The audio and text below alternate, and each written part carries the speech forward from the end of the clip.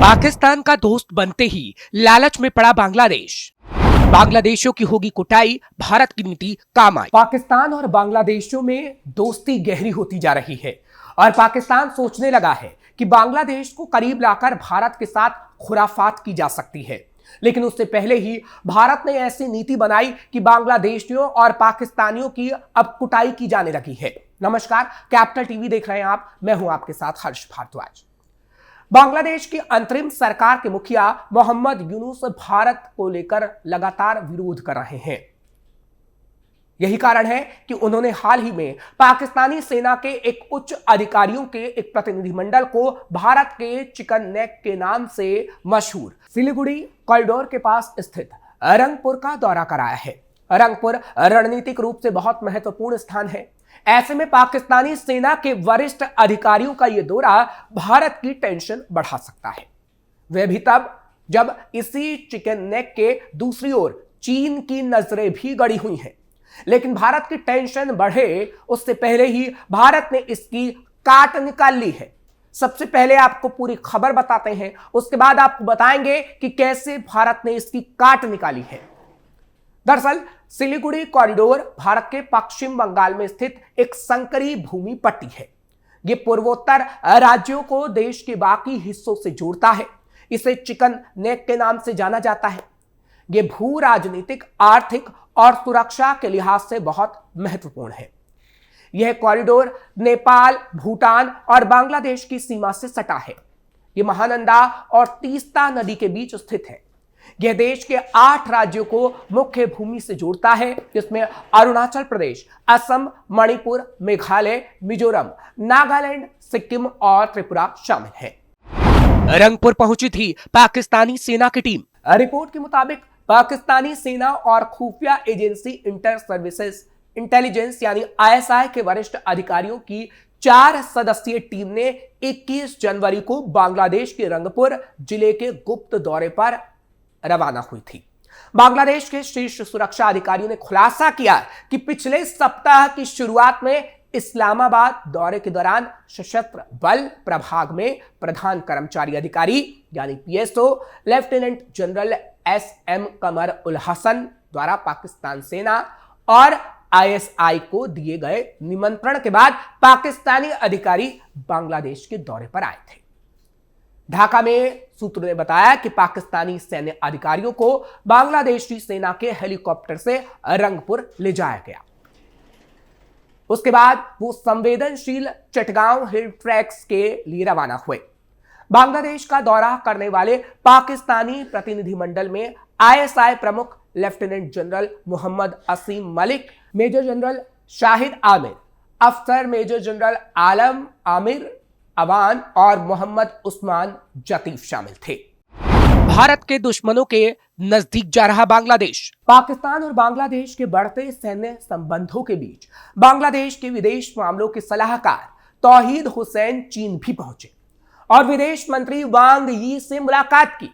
इस दौरान दोनों देशों ने आपसी संबंधों को मजबूत करने, द्विपक्षीय व्यापार को बढ़ाने और BRI के काम में तेजी लाने पर सहमति जताई। सूत्रों ने कहा कि हुसैन की यात्रा का उद्देश्य 2025 की गर्मियों में यूनुस की चीन की संभावित यात्रा के लिए आधार को तैयार करना था। इससे साफ समझा जा सकता है कि कैसे भारत के दुश्मनों के साथ बांग्लादेश हाथ मिला रहा है।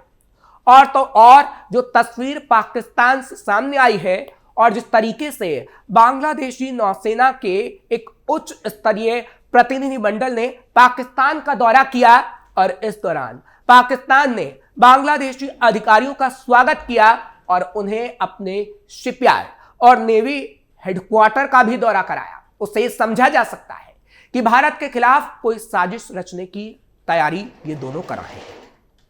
और तो और जिस तरह से कराची में बांग्लादेशी जनरलों का स्वागत लाल कालीन बिछाकर किया गया, उससे यह संकेत मिलता है कि पाकिस्तान बांग्लादेश के साथ अपने सैन्य संबंधों को और मजबूत करने की कोशिश कर रहा है। यह कदम केवल एक सामान्य कूटनीतिक कार्यक्रम नहीं बल्कि एक बड़ी साजिश का हिस्सा हो सकता है। पाकिस्तान बांग्लादेश की बढ़ती दोस्ती कर सकती है परेशान।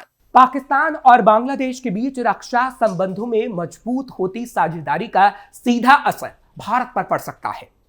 पाकिस्तान बंगाल की खाड़ी में अपनी स्थिति को मजबूत करने के लिए बांग्लादेश से मदद मांग रहा है।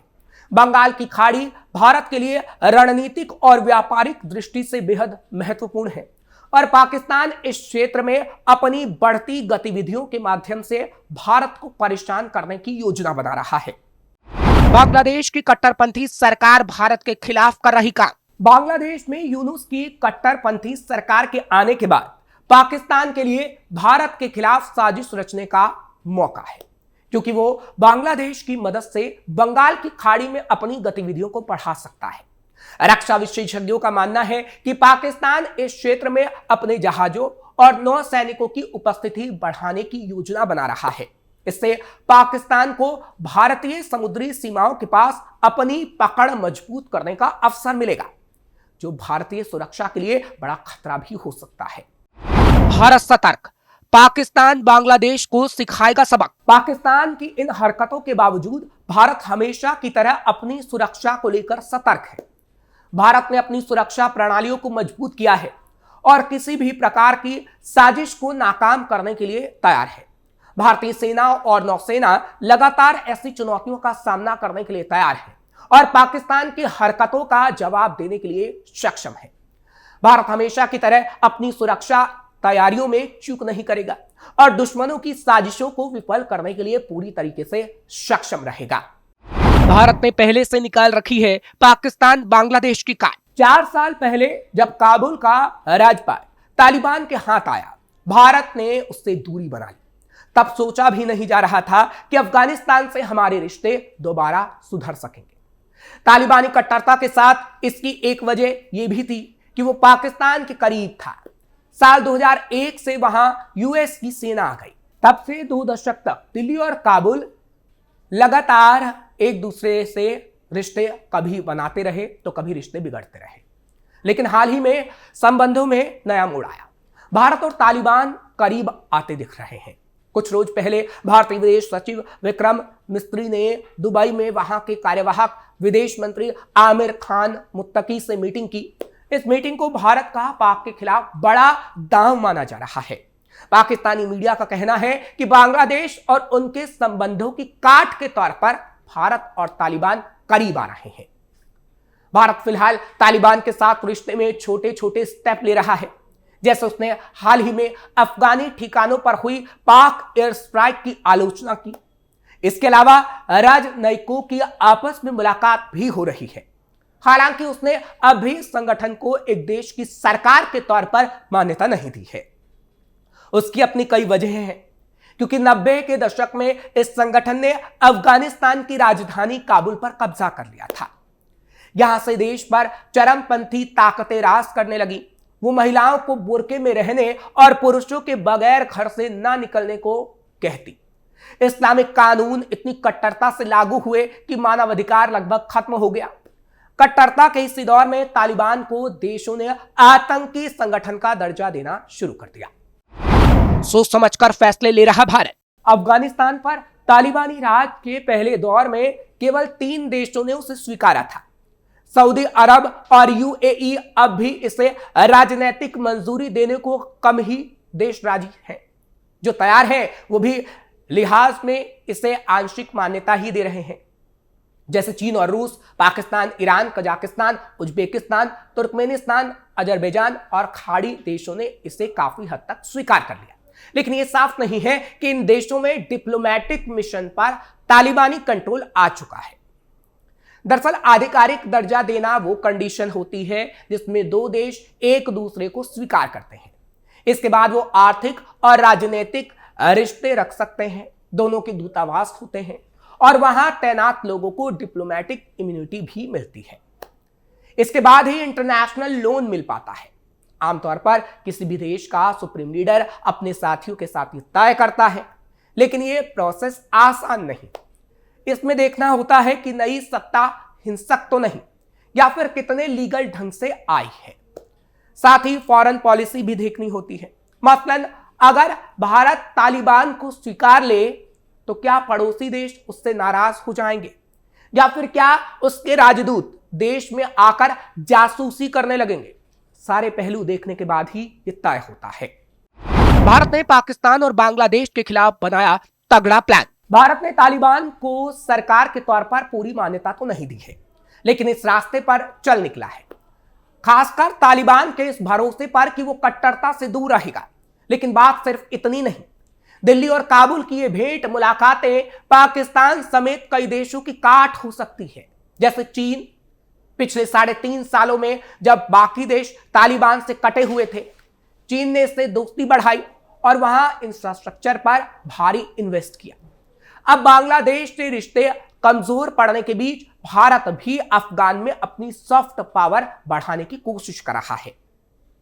एक रिपोर्ट में लगभग 4 सालों तक अफगानिस्तान में भारत के राजदूत रहे गौतम मुखोपाध्याय के हवाले से कहा गया है कि देश एक तरह से खेल में वापसी कर रहा है। भारत काबुल में अपनी एम्बेसी दोबारा खोल चुका है। इससे वो जमीन पर नजर रख सकेगा, तय कर सकेगा कि रिश्ते में कितना आगे जाना संभव है। साथ ही ये भी ध्यान रखा जाएगा कि पाकिस्तान काबुल की आड़ में भारत के खिलाफ गतिविधियां न करने लगे और बांग्लादेश के साथ मिलकर कोई साजिश न रचने लगे। यानी भारत ने पाकिस्तान और बांग्लादेश का तोड़ पहले से ही निकाल रखा है। फिलहाल आपको ये खबर कैसी लगी, आप हमें कमेंट सेक्शन में जरूर बताइए। खबर को लाइक शेयर करें, कैपिटल टीवी को सब्सक्राइब जरूर करें।